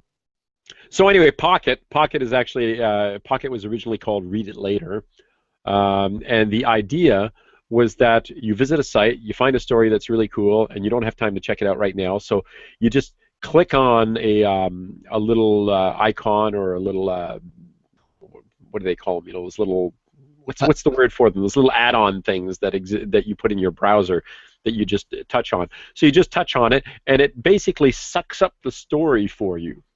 All right, so that you can read it later. Get it? Got it. Yes. All right. Cool. So Pocket is one of those services that I totally got into, and I have thousands of articles that I've put there. You can tag them and organize them and stuff like that. Evernote is much better for organization than Pocket is. Pocket is just kind of really what it sounds like. You just dump stuff there, but it's fairly easy to find it afterwards. And then there's Flipboard. The cool thing about Flipboard is Flipboard feels like a magazine. Okay, so you get your app, and you've got this little friendly thing. You just flip it with your thumb or whatever, and you go through the stories, and if you like something, you tap it, and then you bring it back up. Now, like I said, I had all these, I built all these sites, and I still use my sites, but it's kind of hard to post every darn thing that you think is interesting to your websites because it takes a lot of time. So I started using Flipboard. And I built my own Cooking with Linux magazine. I have a half a dozen different magazines. You know, some of them you'd like, some of them you might not be so cool on, but you know, whatever. I've got one that has to do with autism specifically. I have one that has to do with self-publishing because I do a lot of work in the publishing and electronic ebook industry. I have one, and of course I have my Cooking with Linux. So what I did was I posted the link, and this is one of my tips for the night. If you want to keep up with the stories that I think are interesting in the Linux world, you know I might spend only a few minutes on, and I go, oh, this is really kind of interesting. Flipboard allows me to curate this collection of Linux and open source stories without having to spend a humongous amount of time on it. However, they're the things that I collect and I find interesting and so forth. So if you want to follow the things that, you know, I found interesting, you can do that. And just follow the link that I'm sure that Craig will put it in the show notes. But the link that's there, and you can follow my Cooking with Linux Flipboard magazine. And of course, you can download the app for your tablet or your smartphone and check it out there as well. Very cool. Very cool. I have another one called Look a Shiny Object. And the point of Look a Shiny Object is anything that interests me for in passing, even for a second. All right. That I will probably never look at again. So check it out. I wanted to mention, I wanted to go back on NAS just for a second because somebody mentioned, said the WD NAS probably has its own setup and IP address. Somebody asked that question. Talk about that. Yes, it does have its own setup, and the IP address that it has is. I want to answer the question because somebody actually asked it in the chat room. Mm-hmm. It has its own IP address, obviously, on your own network, but it also has a way that it interfaces with Western Digital's. I'm guessing that it's essentially a VPS or VPN, a virtual private network, mm-hmm. Where your particular NAS hangs off, as a segment on their VPN, and then you access it that way. I won't speak for, and I don't know, but I won't speak for how secure that is in terms of the kind of protection that Western Digital offers you. You remember we were saying about the idea that the NAS could snoop on it, and that might be a good reason for having your own collaborative email server? Yeah. Well, I can't speak for Western Digital, so. But yes, they do have their own software so that you can access it externally, even if you're behind a firewall at home, which most of us are if we've got a wireless router. Mm-hmm. Well, I mean, it's good to do it. If you don't want people knowing, where you're going or what you're doing, especially like your internet service provider, you might want to go with a VPN. Case in point, it just happened to us the other day. we had someone who was doing something they weren't supposed to do, and we heard from our ISP saying, "Hey, you're not supposed to do that." You know? That, and they're getting more severe with their punishments. I had to sit down and take a quiz. I had to sit down and take 5 minutes out of my life and take a quiz from AT&T, like I was in some sort of AT&T remedial English class, and it was like, how many billions of dollars a year is wasted on copyright infringement? And I'm just like, really? I don't pay you X amount of dollars a month for you to quiz me on the proper use of my internet, and I'm taking this thing. I'm like, I'm gonna kill this kid. It was they get serious. They get serious. He did it on behalf of a friend of his that was doing something that he shouldn't be doing, and who apologized later on. But you know, the point is, Ben took the time out to do it, so his friend. If you don't want to take quizzes from your ISP, get a VPN. Trust me, it saves time. Yeah, I agree completely. So I mean, sometimes it's hard to explain when you run email for a variety of clients. This is where the you know, running your own email is actually a really good thing. I'll pop back to that for a second. If you're running with a whole pile of other companies, in other words, if you're running on a shared host, okay, as opposed to your own, all right, you're at the mercy. That server is at the mercy of every other company that's on that server. And I'm sure you've had this happen. You send an email, and all of a sudden, your server has been blacklisted. And my favorite, and I say this in the way that Craig says hate, my favorite is the Barracuda network. Oh, Barracuda, if you're out there listening, I hate you. And I hate them. I hate them because all it takes is some bozo to report your server, and every Barracuda server out there has decided that you're somehow evil. And all you've got is a bunch of small companies that are, you know, firing email back and forth between their clients, but somehow that particular server has now been blacklisted, and it isn't just the one company that made the mistake. Because of course, let's face it, they've got PCs, they use the server, email gets routed through the server, and maybe they passed a virus, or maybe one of their PCs at home got infected. And I'm not saying that that's a good thing, but then everybody pays for it. Yeah. Right? It's not just the one company, it's every company that uses the shared host pays for it until it gets cleared up with, you know, Barracuda and every other company like that. Yeah. The blacklists are good, but if you get on one, and you know, you have to justify or tell them, you know, why. That's precisely it. You have to jump through the hoops and say, look, you know, we did not intentionally, we're not intentionally sending spam. You know, right. One of the PCs got infected. You know, please, you know, I prostrate myself before you, prostrate myself before you. You know, please, Barracuda, you know, give me another chance. Yeah. They're not the only ones. I mean, to be fair to Barracuda, they're not the only ones. And I realize that they're performing a useful service, but damn! Yeah. So that's a good reason for having it. Since Naz. Okay, go ahead, Craig. It looks like you're asking a question there. Well, no, I was going to say, because blacklists apply not only to servers, but I mean even telephone blacklists. We use a service called UMA, which I absolutely love. I mean, you know, allows you to make phone calls using the internet. It's a voice over IP technology, and one of the things they have is they monitor a blacklist from telemarketers and things of that nature, and you can say, do you want to use that list? And I said, sure, go ahead and use it. I had a number of calls that weren't making it to me, and I couldn't figure out why. You know, the people were using Skype to try to call my service, and they were just getting disconnected. It turns out that number on Skype somehow got blacklisted, and so anybody and everybody using Skype couldn't call my UMA device until I unchecked it, and of course letting all the telemarketers back in. So I called them and said, hey, there's a number in there, but it's just a Skype number. You shouldn't have that on your blacklist. But there, you know, it happens. These things happen when you can't. It's never 100%. There are always going to be situations where you have to go and you have to.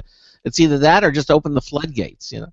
Well, that's true. That's true. And and here's a crazy tip for you.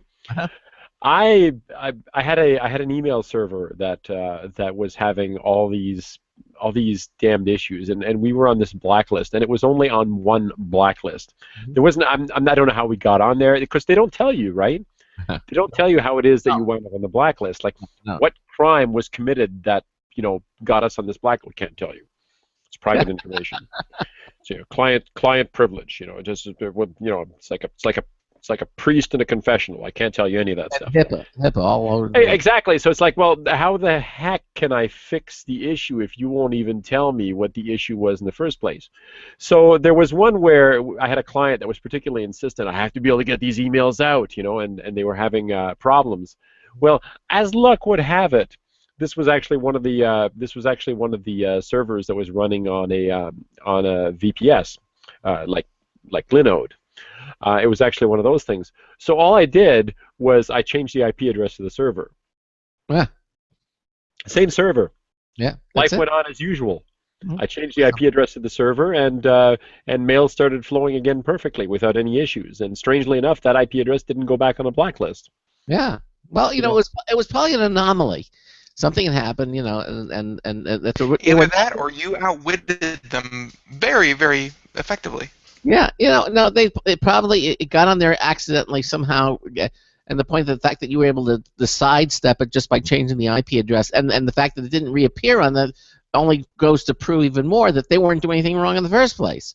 Otherwise, they would have wound up on the blacklist again. So I'm sure it makes perfect sense. It does. Oh boy. Okay, so here's. I'm going to suggest something, but unfortunately, as it turns out, there's a problem with the site right now. So I'm going to suggest that you go back and check it out later.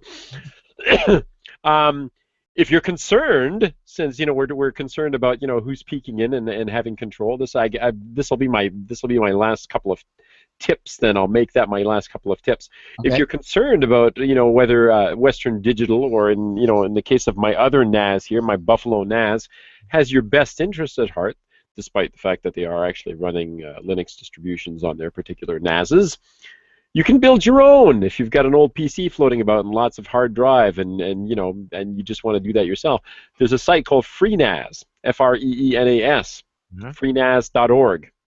Okay, so you can go to freenas.org and you can download the necessary Linux tools to build your own NAS, which supports all sorts of different things, and it's really interesting. They say loved and used by University of Florida, Reuters, Disney Interactive Media Group, Dr. Phil.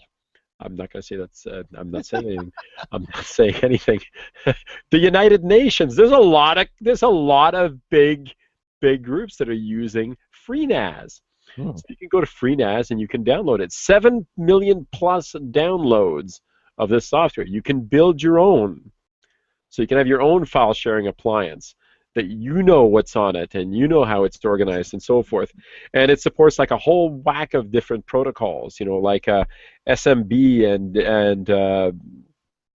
CIFS, everything. I mean, it basically does it all. So you can get your own. If you've got the hardware floating about, why not? Take advantage of it. And here's your other one. Here's the other one. Cloud services.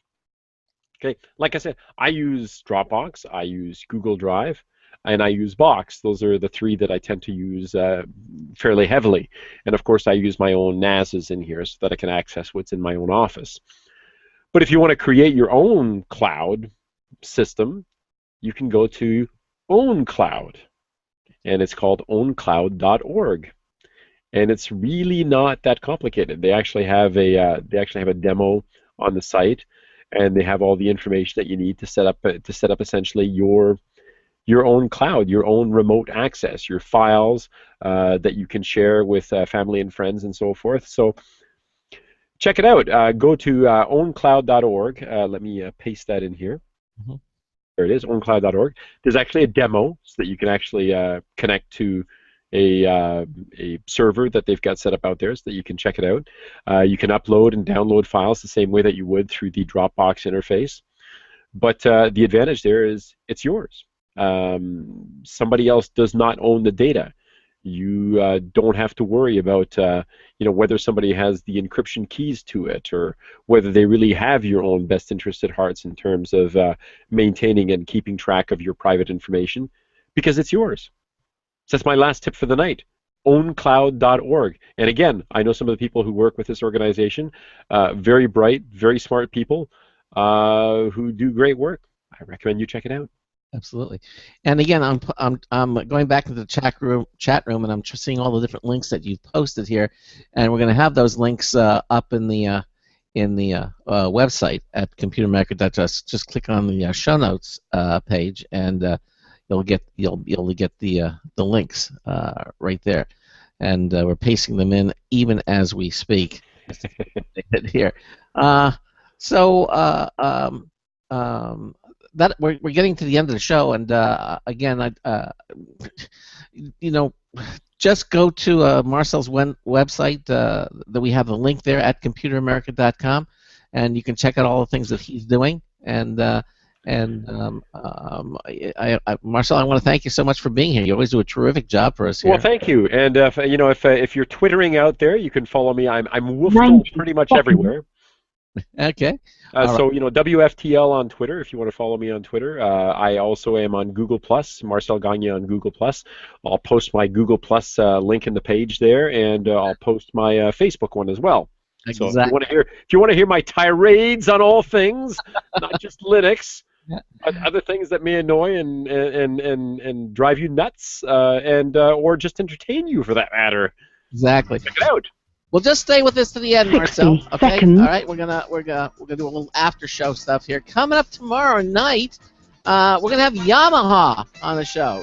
No, not the motorcycle division. We're gonna have the music division on the first hour of the show. Yamaha's been on before, but they're gonna be talking about what they're doing recently. It's just they do some amazing stuff over there, and we're gonna have them on the show tomorrow night. And then, of course, in hour 2, we'll have computer and technology news. Brought to you by Slimware Utilities. They are the official optimization software of Computer America. Again, thanks so much for being with us here on our All Linux show, and we'll have Marcel here again on our next All Linux show in March. So until tomorrow night, this is Craig Crossman, hoping that your hard disk never becomes floppy. We'll see you tomorrow night. Good night, everyone. Good night. 10 seconds. Everything? You can if you want to.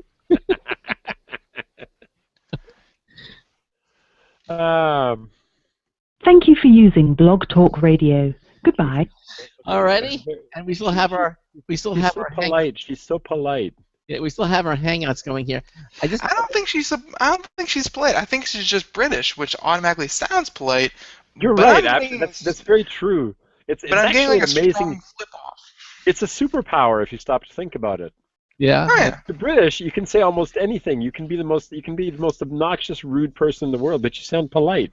They sound like the most polite people in the entire world. Doesn't matter what you say. Blimey, I think you're the most incredibly boring person in the entire world. It's like, oh, thank you. That's very sweet of you. You gonna watch that Kingsman movie? Was it the Kingsman? That's the British Secret Service parody thing. Apparently not. Okay, evidently. But hey, listen. Next month, I am watching The West Wing right now, which is kind of like your version of royalty.